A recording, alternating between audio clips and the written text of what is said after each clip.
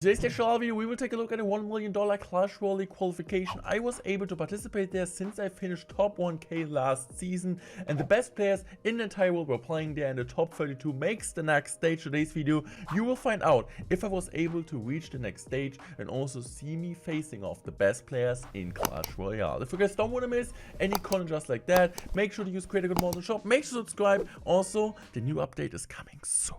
So guys, here we go into the first game against Prestige, and this guy is a really good player. I mean, he's like maybe not known as to be one of the top 3 players in the entire world, but this is kinda what you're doing, right? Like, there are a ton of great players, there's Mohamed Light and so on, but of course there are also players which aren't like in the top 10 skill-wise maybe, but they're also pretty good. I mean, it's like, of course, the best players in the world are always changing, of course. They're like really, I would say, really consistent players, which are like, they're getting there oftentimes, like top 32, top 10, and so on. But there are also always new players, which like, I mean, like, if you would have asked me like 2 years or like 4 years ago, Mohamed Light wasn't even there. So this is kind of what shows like everybody can get better and can be a really good Clash Royale player if you're like playing enough and you have like maybe some talent. This is kind of what you also need. So this matchup is honestly really bad. So as you guys can see here, I don't really have anything against this Electro Giant. So what I need to do here is being as aggressive as I can. I'm just gonna go for my wall breaker here, so I'm just gonna go cycle my ghost, and I can't really defend like E-Giant, right? Like, my queen doesn't really get any like too much well, and also what is really annoying is like not just the E-Giant alone, the E-Giant Phoenix push, because if he goes an E-Giant Phoenix, this will be like absolutely hard for me to defend, because if I go in for my Prince, which is okay I would say with the Mega Knight, the Phoenix will just clean up everything, and when I go like for my queen, he goes in Lightning or just Tornado into the E-Giant. So I'm just gonna decide to go in here for the queen at the bridge. He's kind of committed, or like he needs to kind of play this archers, which is completely fine, because right now I do get my Mega Knight here, and the Mega Knight is absolutely solid, kills the E-Giant here, and this is great. So right now we're going in now, I think, for a miner, because my Mega Knight tanks here, so I think it's like a really good idea. And the miner do get some decent amount of chip damage here. Of course, I need to go for the ghost now, because if I go like bad, he would just go in for a fire spin. Also, I need to still distract the golden knight. So as you guys can see, the miner's actually putting in some chip. Like, of course, miner's still so good, still so solid. Of course, not as good as it used to be at one point, but still one of the best cards in the entire game. So this kind of really like tough situation for me, because I can't really cycle anything. I normally really want to go queen, but like if I go queen, he just goes an E-Giant as he does here. So I need to go for my prince in the back, or like prince on top of the E-Giant here. I think right now I'm just gonna go let the one archer go, and then just go bats here, kite the Phoenix, but also kill the archer here. And I'm just gonna go for my ghost here, and I'm also gonna go for the miner here. So I go mine on the right, because I kind of want to push like opposite lane as the opponent. I mean, he's like also both sides kind of got some damage there, but he goes in now with his Electro Giant. Now with his Phoenix, and this kind of push I'm talking about, right? This is so hard for me to stop. So I'm just gonna go now for my Golden Knight here. I'm just gonna use my bats here, but he's just able to go for one elixir fire split and get so much value. It feels like infinite value for just one elixir. So right now we need to go in here for another ghost, like just to apply some aggression. I need to go arrows now, and now I need to go prince immediately. So I'm gonna go prince here, and this is not looking too great, I would say. So my prince is of course like doing an okay damage against the Lucky Giant, but still look at my tower like going down to like 800 HP, but I was like really tanking this one. So I'm just gonna go for my miner wall breaker here.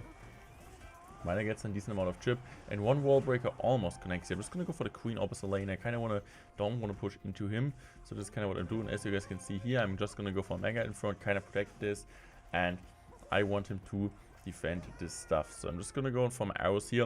I'm just gonna immediately cycle my miner, because I know right now he doesn't have anything against minus Gunnar's auto cycle. So this is like a really great miner, because the Mega Knight gets like some tank, and also we forced out the Electro Giant on the left side. And right now I'm just gonna go, and I think for arrows here, also making sure the ghost gets some chip damage. I think I'm just gonna go now for my wall break here on the right side, just to apply some aggression. He needs to go now for his cannon, which is of course great. I'm just gonna go aggressive here with miner plus bats, and I think I'm playing my queen now here. And I think I'm just gonna set up a prince here, because it was pretty obvious that he goes in for his E-Giant here. But like now the prince dash plus the Mega Knight hopefully finishes off in time. This is kind of what I'm hoping for, right? So I know like the E-Giant gets one shot, but I also know the E-Giant most likely won't get my tower. So he needs to cycle 4 cards like to get back to another lightning. So he goes in for this. He's just gonna go for archers now. I'm just gonna go for really perfect arrows. And guys, this is how you win this game. We predicted the arrows. I mean, honestly, I played the arrows anyway just to hit the archers here, but he was panicking for Fire Spirit, and this is like a matchup which is really hard to win since we don't have anything against the Light Giant, but this is kind of what you want to do, right? This is also kind of the main answer I give people when they're like watching my videos.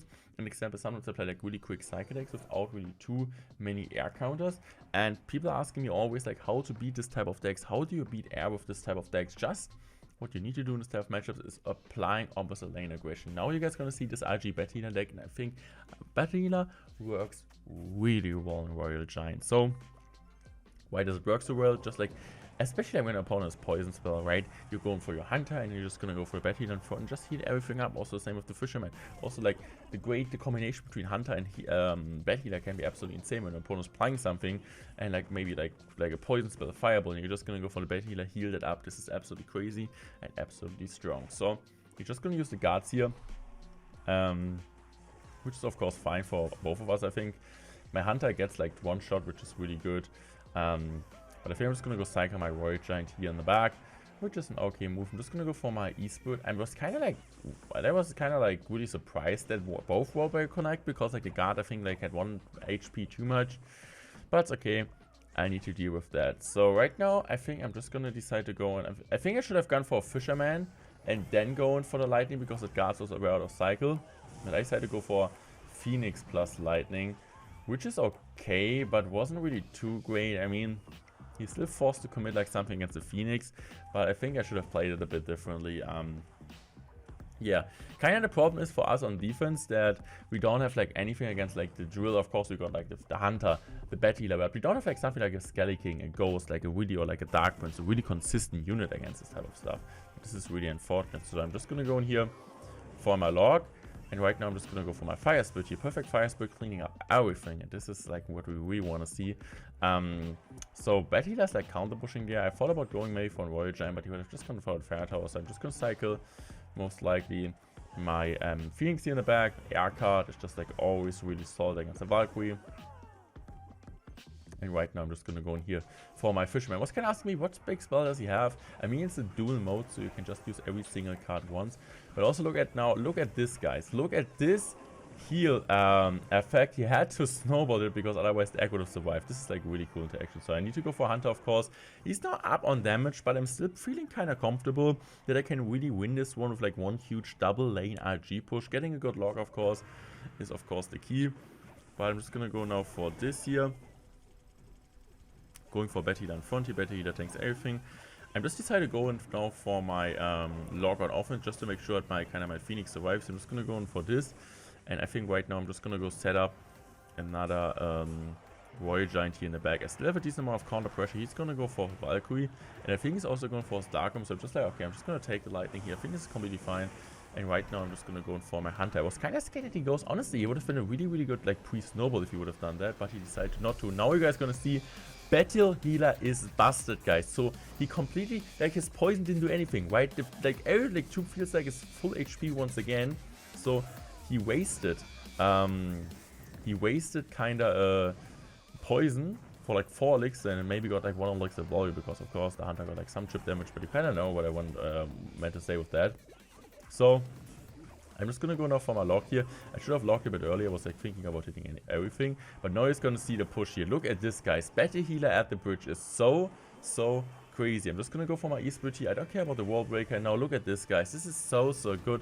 I'm also gonna go for the pre-lightning here, just to make sure we do get like more damage on the tower. And now we are in a situation. So it's actually not the RG which got us this type of situation. It was just like the Battle Healer itself. Battle Healer Royal Giant. This is the deck you really want to try out in Lada. If you guys know of the Phoenix, you can also use the Mega Man instead. But I just feel like the Hunter plus Battle Healer combination is one of the best right now in the entire game. So I'm just gonna go now for my E-Spirit here. E-Spirit is really great.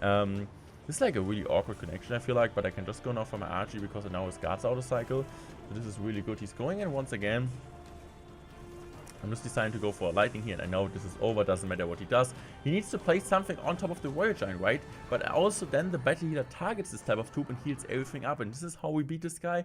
2 really awesome decks, but also really played out well by me. That's what I would say at least. So guys, this is the final best of 3, and if I win this best of 3, I will qualify, and if not, I will lose. So first of all, need to say I lost the first game, so it's like back against the wall. I need to win now both games to be able to go into the top 32 stage, and if I lose, this is over. So it's gonna be in Hog Rider, but the difference will be I got the mortar and he got the bomb tower, and of course he got the firecracker and I got the musketeer. So kinda I would say the bomb tower is like really for sure a really solid building, but mortar also really solid, and at the same time, which I think is kinda important for me, which I think gives me the matchup advantage, is that the firecracker always activates king tower, and if you have like a mortar there and then have like a activated king tower, of course it's like really helpful against Hog Rider cycle decks. I'm just gonna use my ice spirit there with the mighty miner, cleaning it up really nicely, but of course I still need to defend this mighty miner, which is a bit annoying. So look at my elixir, guys. We are absolutely down, but I got my mortar ready in hand. We're like still, I mean, overall we are maybe up on damage with like both sides chipping away a bit, but on one tower, which will most likely one tower game, we are kind of down. So I'm just gonna go use my mortar here aggressive, since he just used his earthquake, and this is kind of what gives me sometimes like also for sure an advantage, is that I'm able to be more aggressive than him or have like more win condition, right? He just got the Hog Rider and the Earthquake, or also kind of the Firecracker, but I also got the Mortar, so if he's like just pre-cycling a use, this is kind of how I have like a great chance. So we are like able to defend this really well. Look at his elixir, guys. Look at this elixir. He still needs to defend his mighty miner, plus guards are coming down, and he decides to go in for the bomb tower. This kind of means I'm just gonna go for a really early hawk here. He needs to go guards now, but this is completely fine since my Hog Rider gets one shot and we are coming back into this game. We are now pretty even. I mean, I'm like still up 38 damage, but I'm just gonna go in for my mortar. I kind of misplaced the mortar, which means I still need to play something, because normally if you just play the mortar, it's enough if like both towers are targeting that, but it wasn't since I missed it a bit here. So I'm just gonna go for the mighty miner here. This king to activation is huge, so he kind of decided to sacrifice a king to activation and traded like few damage for that. I don't know if it was, if this was worth it. So look, guys, look at the snowball. Hog snowball, such a busted combination, and we do get a Hog Rider swing, which of course is really nice. I'm just gonna go for my ice bird now, and I'm just gonna set up another Hog Rider right now. So he needs to go guards. See, the guards, they won't be able to make sure the Hog Rider doesn't get a shot. So once again, with 1 HP, we do get a shot. It's like interactions are always happening, but still, like, you know kind of what's happening. You know the Hog Rider will get a damage, but it's still so frustrating. So I'm kind of using my mortar here on the defensive end and trying to kind of kill the firecracker, which didn't really work out too great. But yeah, firecracker honestly really annoying. If I would have had like an example log, it would have been way better. But of course also snowball does a pretty good job against the Hog Rider. So I'm just gonna go now for my snowball here, which kind of means he still needs to commit an ice bird at least, which is, I mean, at least a commitment. So I'm just gonna go now for my Hog Rider here, plus ice bird, really good ice bird, which kind of forces him to go in for the log early on, and the Hog Rider gets a shot and chipping his tower down to 700 HP. So I think I'm just gonna use my musketeer here, and I'm just gonna go in for my mortar, and I'm just gonna go in for my musketeer, ice bird, and I'm using another Hog Rider here to the left. So I think I'm just gonna go use my earthquake here on top of the bomb tower, which is great. And as you guys can see, this will be really close, and my Hog Rider almost got a shot, but the ice bird got a shot, not a shot, and but the ice bird was really needed for him. So I think I'm just gonna go now for this. I think I should gonna use this as my ability now, right? I think I'm gonna use my ability. So really great ability. Using now my guards here. I'm just gonna go snowball, using my earthquake here, and I know like another Hog Rider will come down really soon and should kind of finish him off. So he just goes in really aggressive here. He decides to go in for an earthquake, but this kind of means he's not able to defend this, and now it's like 1-1 and we're going to the final game. So guys, for the final game I decided to play this graveyard control deck. I really like this one. I also thought that honestly, because this matchup was really good. It's on paper a really good matchup, but also the goblin had changed. It kind of also, of course, like as a defensive building, I still think it's good. Like all the goblins like spawning, like the pressure it does, but against like poison decks of course, but also against Earthquake, it does like Earthquake is now way better against, because before that Earthquake alone and you still have to defend this kind of spear golem. But right now, this changed absolutely a lot. So we're just gonna use stability. I think stability was a really good play, because now the Scatterings get even more value. But I kind of like didn't know that he had bowler, and until like my reaction was like really mad when I saw the bowler, because I don't really have anything against bowler, right? Like look at bowler, like just absolutely destroy. So I'm just gonna go now for this, and he just goes in for the bowler, and I can't do anything. So what I'm supposed to do, right? So I guess in this situation, like if I watch this again, I should have just graveyard the right lane instead of going for the Goblin Hut, because the Goblin Hut will die when he's like going in for his like E-Giant front soon. So he just decides to go in for this, and now like this is kind of what I'm talking about. Right now we don't get free spear golems, so I just should have gone for a graveyard now on the right side and kind of try to tower trade him. This is I think what I should have done, but I did not. And now I'm like trying to do some damage there, like damage on top of the E-Giant, but it didn't really work out too great. So look at my Scatterings here, kind of trying to get on top of the bowler. Bowler gets another shot. And now like a really bad spot. How I'm supposed to come like this one? This is kind of what I thought. Of course, I never give up. It's a competitive game. It's like all or nothing, and it's graveyard. Sometimes you get lucky RNG. So I'm just gonna go for the graveyard here. And I know that he doesn't really have too much against graveyard, right? Got the Barbarian, got the bowler, but nothing like really too consistent.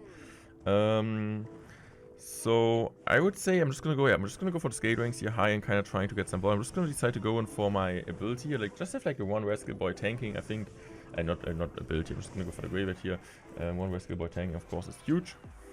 And right now, I think I'm just gonna go now for my Rascals here, and also decide to go now for my Goblin Hut, which does overall a pretty solid job, I would say.